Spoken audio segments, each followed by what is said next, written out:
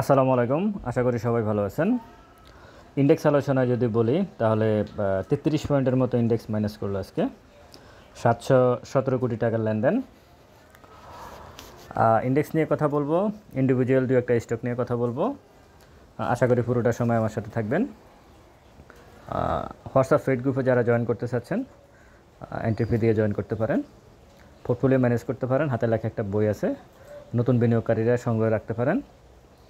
তাদের জন্য আমি মনে করি কিছুটা হলেও উপকৃত হতে পারে। সতর্কীকরণ, এটি শিক্ষণীয় আলোচনা মাত্র। স্টক আমার কোনো বাইসেল নির্দেশ করে না। নিজে একটা বাইসেল সম্পন্ন করবেন। পুঁজিবাজার ঝুঁকিপূর্ণ, জেনে শুনে বুঝে বিনিয়োগ করুন। এটা হচ্ছে বিষয়টা হচ্ছে সিডিবি সিকিউরিটি এক্সচেঞ্জ কমিশনের তথ্য অনুযায়ী এই মুহূর্তে বিও অ্যাকাউন্ট কী অবস্থা আছে এই বিষয়ে একটু কথা বলবো। কমে গেছে তুলনামূলক গত বছরের তুলনায় বছরে। যাই হোক, ইন্ডেক্স নিয়ে আসি, তারপর আমি 1 মিনিট চার্ট নিয়ে একটু কথা বলবো। ইন্ডেক্সে যদি বলি 33 পয়েন্ট মাইনাস, 717 কোটি টাকার লেনদেন। Advance 81, decline 248, unchange 63। টপে Karnaphuli insurance, aramid, south Bangla agricultural bank, bank Asia. বিভিন্ন টাইপের শেয়ার দিয়ে সকালবেলা আজকে একটা ঘটনা, আজকে না, এটা গত কয়েকদিন থেকে হচ্ছে। সকালবেলা টপে যে শেয়ারগুলোকে রাখা হয় এগুলোর মধ্যে ভলিউমের তারতম্য থাকে, আর শেষের দিকে এসে অরিজিনালি আসলে যারা দিনের শেষে যে ভালো থাকে সেই তো ভালো, তাই না? তো এগুলো কিন্তু প্রথমে থাকে না, এগুলো কিন্তু এসে দিনের শেষে যোগ হয় মানে টপে। যেমন এই স্টকগুলো Karnaphuli, Aramit, south Bangla agricultural bank, bank Asia. লুজারে যদি বলি, ইন্ডেক্স নিয়ে বলতে হবে, লুজারে যদি বলি ফার্ম ফাইন্যান্স, ইআইএল, বিলেজিং সম্ভবত তার কোনো নিউজ ছিল, উল্টা সাইডে হল্টেড হয়ে গেল। হয় ডিভিডেন্ড ডিক্লেয়ারের একটা ব্যাপার ছিল বা কিছু একটা ছিল, আমার এই মুহূর্তে আপনারা দেখে নেবেন বিলেজিংয়ে যারা আছেন। প্রাইম ফাইন্যান্স, ইআইএলটা খুব আপ ডাউন করতেছে। ভ্যালুতে যদি বলি সিটি ব্যাংক, ব্যাংক এশিয়া, রবি, বিএসসি। রবির প্রান্তিক ভালো ছিল Q2, কিন্তু রবি মার্কেটের পতনের সাথে আর নিজেকে ধরে রাখতে পারে নাই, পড়ে গেছে। যদিও খুব বেশি আমি বলবো যে যতটুকু ভাড়ার কথা ছিল সে ততটুকু বাড়তে পারে নাই। বিএসসি আছে। বলি আমি city bank, bank Asia, IFIC bank, Dhaka bank, এগুলোই মূলত বলি আমি আছে। এটা করতে হবে, কারণ এটা করতে গেলে, এটা না করলে আপনি ওই যে 717 কোটি টাকার যে লেনদেন দেখালো সেটা কিভাবে দেখাবো আপনাকে? সেটা দেখাতে হলে তো আপনাকে ব্যাংককে টেনে নিয়ে আসতে হবে বলি আমি, সেটাই করা হয়েছে। ট্রেডে যদি বলি City Bank, BSC, BAT BC, Robi. BAT BC ব্যাপারে আমি আলাদাভাবে যদি বলি, ব্যাট বিসি এই মুহূর্তে আপনারা অ্যান্টি যারা নিছেন নতুন করে ইন্ডেক্সের পতন থামা না পর্যন্ত। এবং ব্যাট বিসি একটা সবুজ ক্যান্ডেল।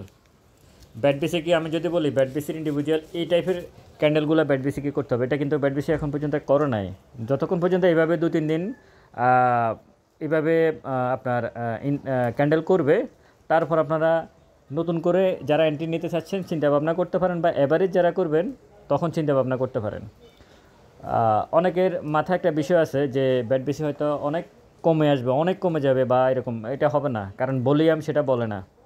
ব্যাট বিসির আজকে যে ভলিউম করছে সেটা বলে না যে সে অনেক বেশি আসলে কারেকশান হয়ে যাবে, ব্যাপারটা এরকম মনে হচ্ছে না আর কি। যাই হোক, এরপর যদি আমি বলি ইন্ডেক্স মুভার পজিটিভ করে রাখছে সিটি ব্যাংক 2.15, ব্যাংক এশিয়া 1.44, লাফা চলছি 1.14। আর ইন্ডেক্স নেগেটিভ করে রাখছে BRAC bank 5.08, GP 3.25, Walton 3.07, BAT BC 2.03। এ হচ্ছে মোটামুটি আজকের ইন্ডেক্সের অবস্থান, ইন্ডেক্সের শেয়ারগুলোর অবস্থান। আমি এখন যেটা বলতে চাচ্ছি ইন্ডেক্স নিয়ে, 1 মিনিট চার্ট নিয়ে আমি একটু বলবো, তারপর ইন্ডেক্স নিয়ে বলবো। 1 মিনিট চার্টটাকে আমি বিগ সেল, আমি জানি না এই সেলাররা কোথায় আসছে, তবে একটা জিনিস পজিটিভ, এই যে রেসিস্ট্যান্সটা সেটা আগের সমানে গিয়েছিল 1 মিনিট চার্ট, সেটা পজিটিভ। কিন্তু সেলাররা অ্যাক্টিভ ছিল অনেক বেশি, বিশেষ করে শেষের দিকে। মানে আপনাদেরকে কিন্তু এটা কিন্তু আগামী দিনে পজিটিভ মার্কেটের জন্য ইঙ্গিত দেয়। তবে ট্রেডার যারা, তারা এখানে খুব বেশি মানে হাইপার টেনশনে ভুগবেন, এখন যে 1 মিনিট ছাড়টা, এই টাইপের ছাড়ে ট্রেডাররা খুব বেশি টেনশনে পড়ে যান, কারণ ওনারা সিদ্ধান্তই নিতে পারে না ওনারা কী করবে। মানে আপনাকে কোনো বুঝেরই কোনো উপায়, যেমন এখানে যখন টান দিছে তখন মনে হয়েছে যে না দিন শেষে ইন্ডেক্স পজিটিভ করবে, কিন্তু পরবর্তীতে কী হলো, পরবর্তীতে কিন্তু 33 পয়েন্টের মতো মাইনাস করে দিল ইন্ডেক্স। তো সব কিছু মিলিয়ে ট্রেডাররা এই মুহূর্তে খুবই প্রবলেমের মধ্যে আছে আমি মনে করি। আর ইন্ডেক্সের আমি যদি বলি, আমি গতকালকে বলছিলাম ইন্ডেক্স আলোচনায় আগামীকাল মার্কেট কেমন যেতে পারে, সেই আলোচনায় বলছিলাম যে এই টাইপের কয়েকটা ক্যান্ডেল করতে হবে মার্কেট ইন্ডেক্সকে। তারপর তবে এখানে একটা জিনিস খারাপ হচ্ছে, সেটা হচ্ছে ভলিউমটা ধারাবাহিকভাবে, মানে পতনের যে ব্যাপারটা, মানে পতন বলতে আমি কারেকশানের যে ব্যাপারটা, সেটা কিন্তু ধারাবাহিকভাবেই আছে। ভলিউমটা আরও কম করা উচিত ছিল। যেমন আজকে যদি 500 কোটি টাকার ভলিউম করতো, 450 500 এই টাইপে করলে সেটা আগামীকালকের জন্য একটা পজিটিভ দিক হতে পারতো, সেটা করে নাই। সে কিন্তু ধারাবাহিকভাবেই যেমন 717 কোটি টাকা করছে, তার মানে একটু চিন্তার বিষয় আছে। যাই হোক, আমরা এখানে কোনো সাপোর্ট নাই, আগের আগের এখানে আমি সাপোর্ট এখানে দেখি, এছাড়া তেমন কোনো কিছু 5080-তে আমি সাপোর্ট দেখি। এর আগে আমি সাপোর্টের খুব বেশি কিছু দেখতেছি না, তবে এতটুকু পর্যন্ত আসবে বলে ব্যক্তিগতভাবে আমার মনে হচ্ছে না। এর আগে ইন্ডেক্স যে কোনো মুহূর্তে এরকম ক্যান্ডেল কয়েকটা করে ঘুরে যেতে পারে। ইন্ডেক্সের দিকে তাকিয়ে ফান্ডামেন্টাল স্টকগুলা অ্যাভারেজ করবেন। যে স্টকগুলা ফ্রেড গ্রুপে আপনাদেরকে দেওয়া আছে হোয়াটসঅ্যাপে, ওগুলো আপনারা ইন্ডেক্সের কারেকশান দেখে তারপরে গিয়ে চিন্তা ভাবনা হবে যে আসলে কোথায় অ্যাভারেজ করা উচিত। ইন্ডেক্সের কারেকশন ছাড়াও যখন তার ইপিএস এবং প্রিভিয়াস ডিভিডেন্ডের সাথে যদি মিল থাকে, তাহলে ইন্ডেক্স যেদিকে যায় কোনো সমস্যা নাই, পজিটিভভাবে চিন্তা ভাবনা করা যেতেই পারে। এ হচ্ছে মোটামুটি আজকের অবস্থা। মার্কেট কারেকশান ছাড়া ট্রেডিং স্টকে কিন্তু কোনো অ্যাভারেজ চলে না, আর ট্রেডিং স্টকে কোনো অ্যাভারেজ এমনিতেই হয় না। ট্রেডিং স্টকের বেলা আমি বলবো স্টপ লস মাস্ট, আর না হয় প্রফিট। তবে এতই নাচানাচির মধ্যে মার্কেট যেভাবে নাচানাচি করতেছে, এভাবে আসলে ট্রেড করে কতটুকু সাকসেস হওয়া যাচ্ছে এই মুহূর্তে সেটা বলার অপেক্ষাই রাখে না। আপনারাই চিন্তা ভাবনা করে দেখেন। যেমন আজকে আরেকটা বিষয় আমি বলে রাখি, সিমেন্ট সেক্টর, প্রিমিয়ার সিমেন্ট, ওটা আমার নজরে ছিল এক ভাইয়ের কারণে। সব কিছু ঠিক আছে, আপনার প্রিমিয়ার সিমেন্টের গ্রাফ কিন্তু সব ঠিক আছে, ফাট করে 60% মাইনাস করে দিল। সিমেন্ট সেক্টরটা খুবই বাজে আচরণ করে সবসময়।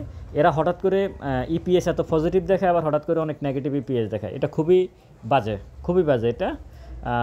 এই কারণে সিমেন্ট সেক্টর খুব বেশি, আমি এটাকে খুব বেশি পজিটিভভাবে দেখি না, কারণ সে হঠাৎ করে 5 টাকা ইপিএস পজিটিভ করে দিল, আবার পরের কোয়ার্টারে দেখা গেছে 3 টাকা মাইনাস। আপনারা দেখবেন সিমেন্ট সেক্টর এরকম কোনো কারণ ছাড়াই। প্রিমিয়ার সিমেন্ট কিন্তু তার কিন্তু Q3 কিন্তু দেওয়া আসে, সব কিছু, হ্যাঁ তার খারাপ আসছে, সব কিছু আসছে, এগুলো কিন্তু সে কিন্তু মেনে নিয়েই পজিটিভ ছিল, কোনো কারণ ছাড়াই সে আজকে একটু খারাপ করে ফেলছে। যাই হোক, আগামী দিনে আবার এই ধরনের স্টকগুলো সাধারণত পরের দিন আবার ভালো করে। যে দেখা গেছে আগের দিন, আজকে যেমন যে স্টকগুলো কোনো কারণ ছাড়া 5-6% কমে গেছে, সেগুলো দেখা গেছে আগামী দিন আবার পজিটিভ করতে পারে। এটাও কিন্তু ট্রেডারদের একটা সাইকোলজিক্যাল ব্যাপার থাকে। অনেক ট্রেডার কিন্তু এটা খুবই করে, যে কোনো কারণ নাই কিন্তু কারেকশান হয়ে গেছে অনেক বেশি, নতুন করে এন্ট্রি নেয়, 2 দিন পরে প্রফিট একটু টেকিং করার চেষ্টা করে। আর এই মুহূর্তে ট্রেডারদের জন্য আমি বলবো 3-5%-এর মধ্যে পজিটিভভাবে 3-5% এটুকু চিন্তা করবেন, এর বেশি চিন্তা করে লাভ নাই এই মার্কেটে। 3-5% পেলেই আমি মনে করি যথেষ্ট। আরেকটা বিষয় আমি বলে রাখি, সেটা হচ্ছে সিডিবিএলের তথ্য। এরকম ক্যান্ডেল করতে হবে, এইটার জন্য অপেক্ষা করতে হবে। হঠাৎ করে এখনও যে অবস্থা আছে, এই অবস্থা আমি খুব বেশি দেখি না। সিডিবিএলের তথ্য অনুযায়ী জুন 2024 ছিল 14,46,005টা বিও অ্যাকাউন্ট, আর জুন 2025 এক বছরে হচ্ছে 13,68,548টা। এর মধ্যে আমি যদি বলি 500 কোটি টাকার ঊর্ধ্বে আছে 70টা, তারপরে যায় আপনার 100 কোটি টাকার ঊর্ধ্বে আছে 347টা, 50 কোটি টাকার ঊর্ধ্বে 733টা, এইভাবে দেওয়া আছে। সিকিউরিটি এক্সচেঞ্জ কমিশনের তারা একটা ফ্রেশ বিজ্ঞপ্তি দিয়েছিল, সেখানে এইভাবে দেওয়া আছে আসলে পোর্টফোলিও কী পরিমাণে আছে। 10 লক্ষ টাকার উপরে আছে 1,04,833টা, আপনারা দেখতে পাচ্ছেন 10 লক্ষ টাকার উপরে আছে 50 লক্ষ টাকা, 10 লক্ষ, 1 লক্ষ টাকার নিচে আছে 8,31,000। এরাই হচ্ছে মূলত বিষয়টা। 500 কোটি টাকার উপরে যারা আছে তারা, এগুলো আসলে হয় ব্রোকারেজ হাউস বা মার্চেন্ট ব্যাংক তারাই, ব্যক্তি শ্রেণীর বিনিয়োগকারীরা এই ধরনের ক্ষেত্রে খুব কমই থাকে। যাই হোক, এটুকুই বলা আপাতত ইন্ডেক্স আলোচনা এটুকু। ভালো থাকবেন সবাই, ভিডিওটা শেয়ার করবেন পোর্টফোলিও ম্যানেজের জন্য বা হোয়াটসঅ্যাপ গ্রুপে ফান্ডামেন্টাল স্টক, বিশেষ করে ফান্ডামেন্টাল স্টকের জন্য এবং ট্রেডিং স্টকও, সেটা সময় নিয়ে অবশ্যই যারা জয়েন করতেছেন জয়েন করতে পারেন। ভালো থাকবেন, আসসালামু আলাইকুম।